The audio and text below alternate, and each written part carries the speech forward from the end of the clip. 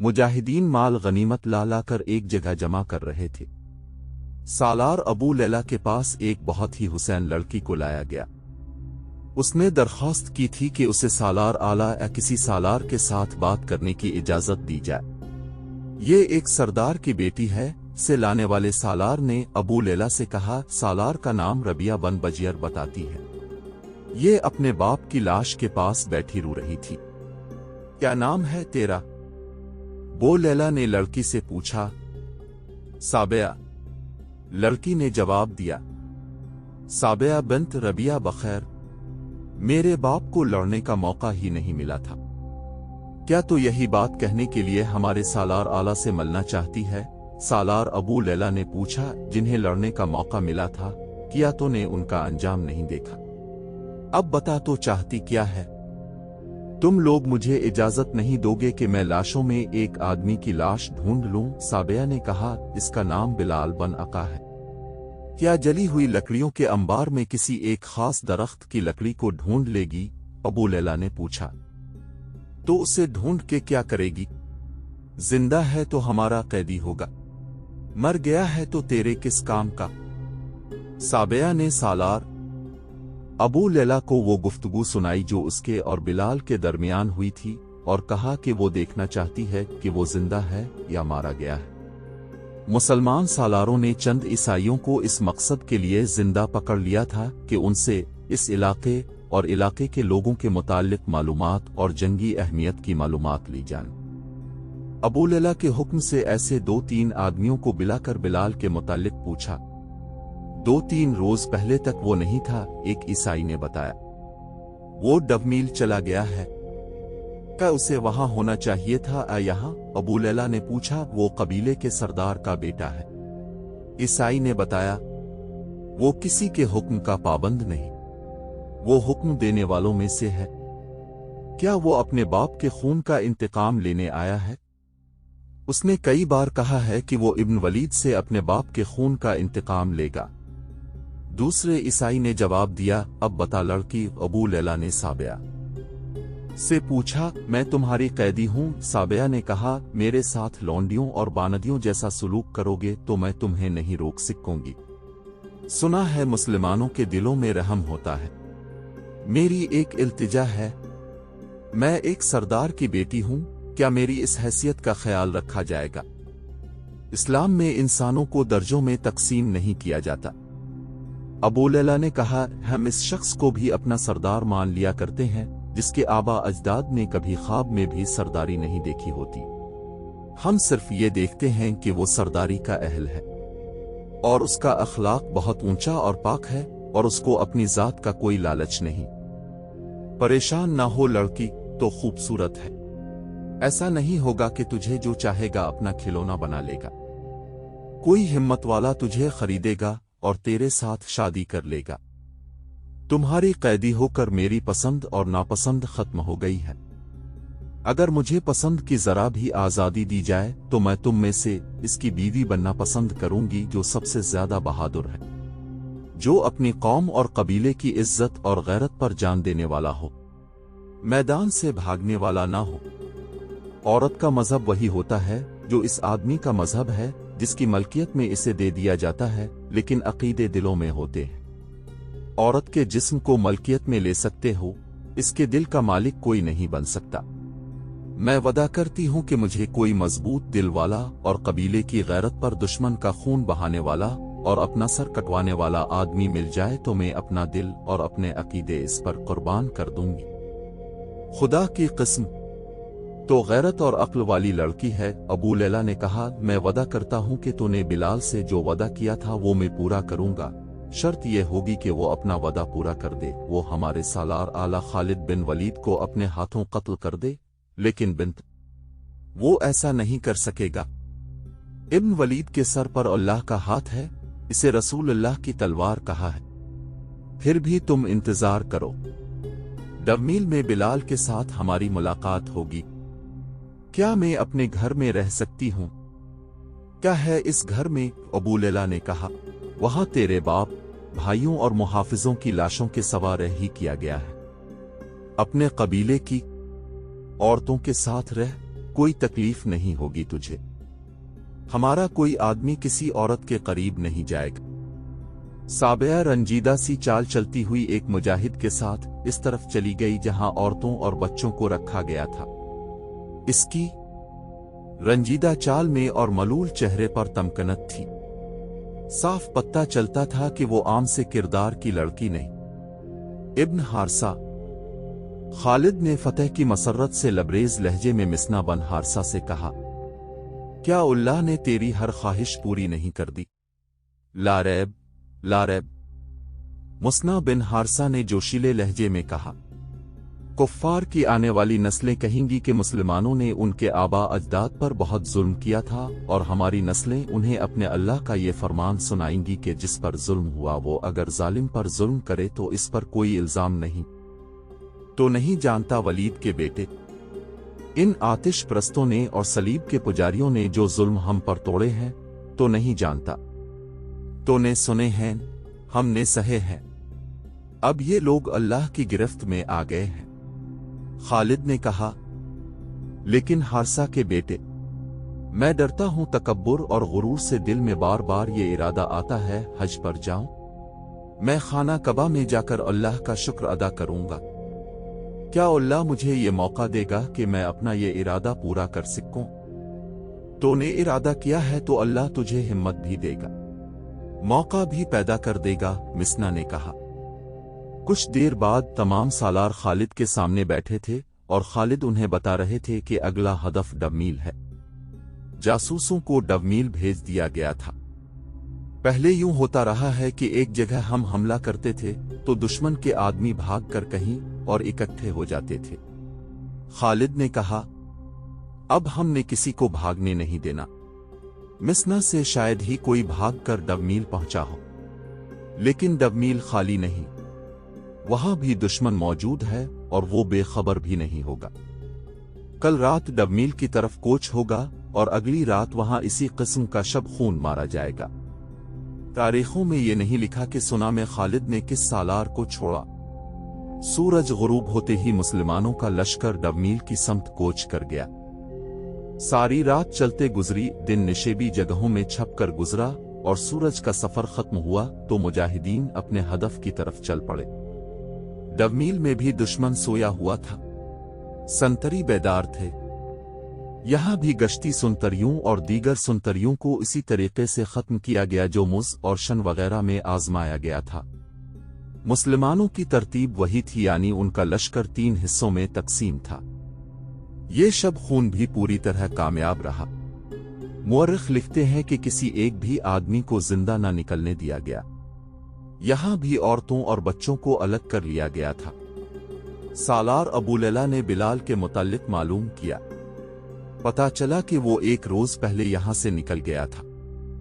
ये भी पता चला लिया गया कि डबमील से थोड़ी दूर रज़ाब नाम की एक बस्ती है जिसमें ईसाइयों की खासी तादाद जमा हो गई है और उनके साथ मुद्दाएं की फौज के 1-2 दस्ते भी हैं। खालिद ने 2 हुक्म दिए, एक ये कि सुना से माल गनीमत और दुश्मन की औरतों और बच्चों को डबमील लाया जाए। दूसरा हुक्म ये कि फौरी तौर पर रज़ाब पर हमला किया जाए।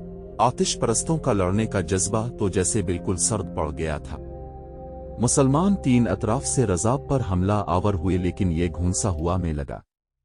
रज़ाब बिल्कुल खाली था।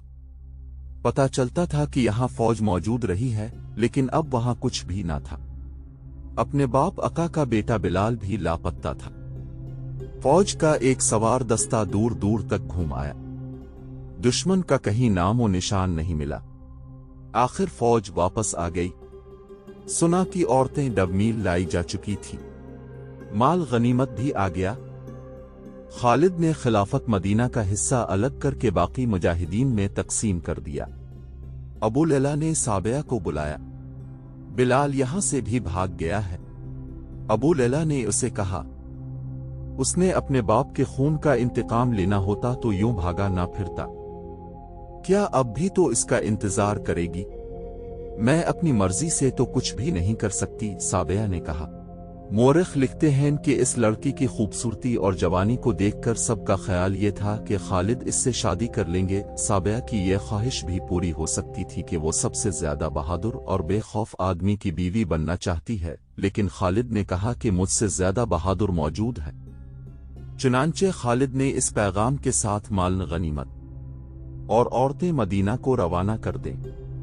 جو دستہ مال غنیمت کے ساتھ بھیجا گیا اس کے کماندار نعمان بن عوف تھے۔ انہوں نے صابیہ کے متعلق مدینہ میں بتایا کہ یہ لڑکی کون ہے، کیسی ہے اور اس کی خواہش کیا ہے۔ مورخوں کے مطابق صابیہ کو حضرت علی نے خرید لیا۔ صابیہ نے بخوشی اسلام قبول کر لیا اور حضرت علی نے اس کے ساتھ شادی کر لی۔ حضرت علی کے صاحبزادے عمر اور صاحبزادی رقبہ صابیہ کے بطن سے پیدا ہوئی تھی۔ مدعا میں کسرا کے محل پہلے کی طرح کھڑے تھے، ان کے در و دیوار پر خراش تک نہ آئی تھی۔ ان کا حسن ابھی جوان تھا لیکن ان پر ایسا تاثر طاری ہو گیا تھا جیسے یہ کھنڈر ہو۔ ایران کی اب کوئی رقاصہ نظر نہیں آتی تھی، رقص و نغمہ کی محفلیں اب سوگوار تھیں۔ یہ وہی محل تھا جہاں سے انسانوں کی موت کے پروانے جاری ہوا کرتے تھے۔ یہاں کنواریوں کی عصمتیں لگتی تھیں، رعایا کی حسین بیٹیوں کو زبردستی نچایا جاتا تھا۔ عرب کے جو مسلمان عراق میں آباد ہو گئے تھے انہیں فارس کے شہنشاہوں نے بھیڑ بکریاں بنا دیا تھا۔ عراق فارس کی سلطنت میں شامل تھا۔ مسلمانوں کو آتش پرستوں نے دجلہ اور فرات کے سنگم کے دلدلی علاقے میں رہنے پر مجبور کر دیا تھا۔ ان کی فصل ان کے خون پسینے کی کمائی اور ان کے مال و اموال پر ان کا کوئی حق نہ تھا۔ حد یہ کہ مسلمانوں کی بیٹیوں بہنوں اور بیویوں پر بھی ان کا حق نہیں رہا تھا۔ کسرا کا کوئی حاکم کسی بھی مسلمان خاتون کو جب چاہتا زبردستی اپنے ساتھ لے جاتا تھا۔ یہی وہ حالات ہوتے ہیں جو مسنا بن حارثہ جیسے مجاہدین کو جنم دیا کرتے ہیں۔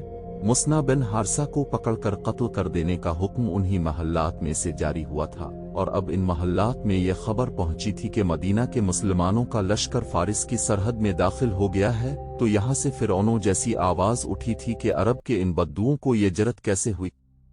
تھوڑا ہی عرصہ گزرا تھا کہ فرعونوں کے ان محلات میں موت کا سناٹا طاری تھا۔ ان کا کوئی سالار مسلمانوں کے سامنے نہیں ٹھہر سکا تھا۔ نامی گرامی سالار مارے گئے تھے اور جو بچ گئے تھے وہ بھاگے بھاگے پھر رہے تھے۔ مدعے کو بچاؤ۔ اب کسرا کے محلات سے بار بار یہی آواز اٹھتی تھی، مدعا مسلمانوں کا قبرستان بنے گا۔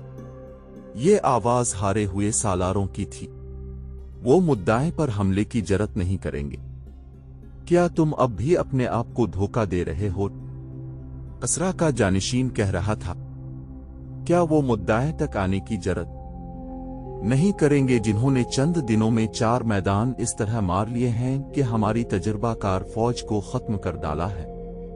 ہماری فوج میں رہ کیا گیا ہے؟ ڈرے ہوئے شکست خوردہ سالار اور اناڑی نوجوان سپاہی۔ کیا کوئی عیسائی زندہ رہ گیا ہے؟ مدعے کو بچاؤ۔ خالد کی منزل مدعے ہی تھی۔ مدعے فارس کی شہنشاہی کا دل تھا، لیکن مدعے پر شب خون نہیں مارا جا سکتا تھا۔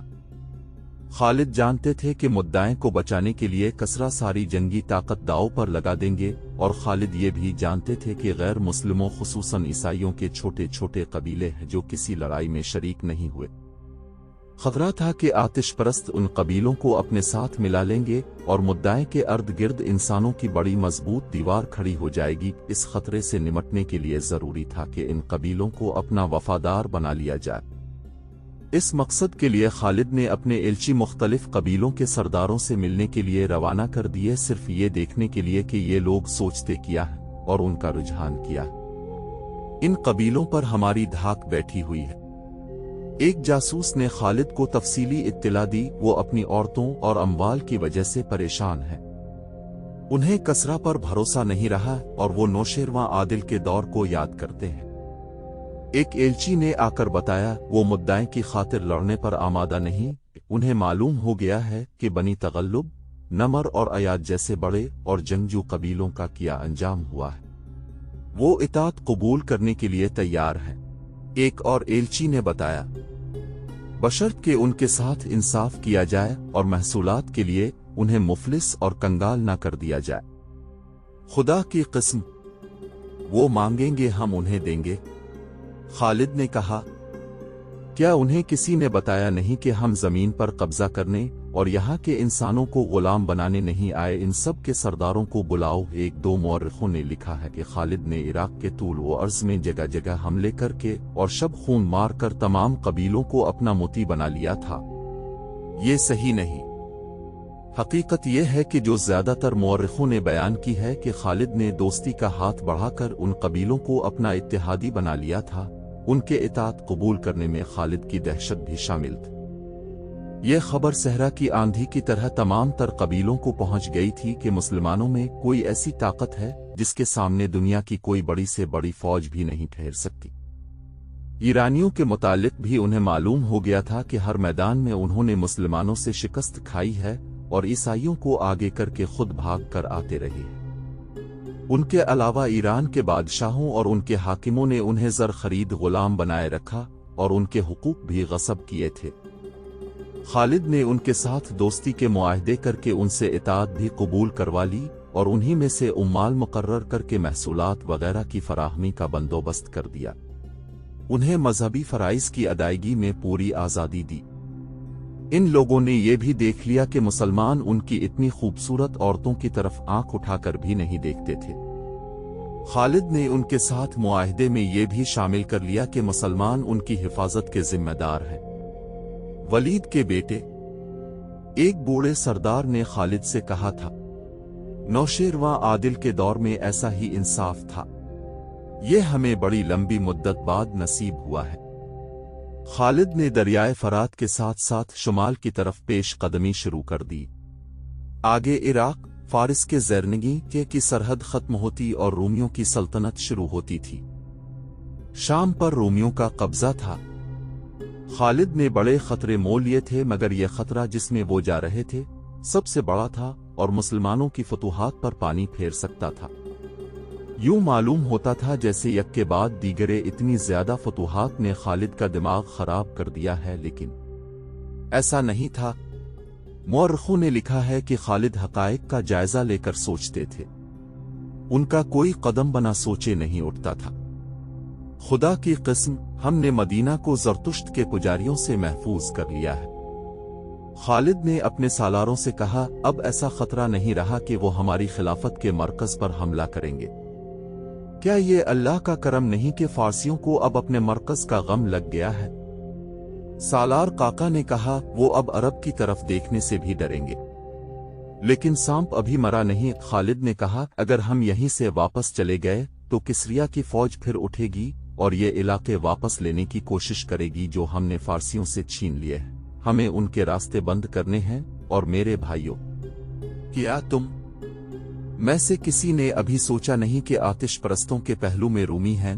अगर रूमियों में कुछ अक्ल है तो वो इस सूरत हाल से जो हमने इराक में पैदा कर दी है फायदा उठाएंगे।